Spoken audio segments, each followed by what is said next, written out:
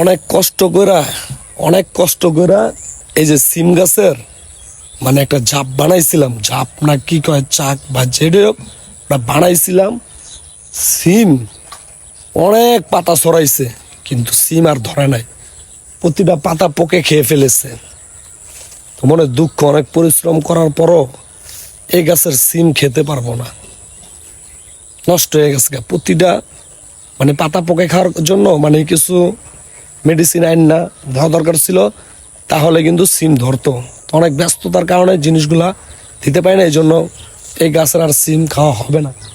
তারপরও দেখি দু একটা ফুল ছড়তাছে যদি হয়, কিন্তু মনে দুঃখ নাই। বাড়ির পাশে ওই যে বাড়ির পাশে আমার পাশে গাছ লাগাইছি, বাড়ির পাশে গাছ লাগাইছি, ওই জায়গায় মনে হয় কিছু সিম ধরতাছে।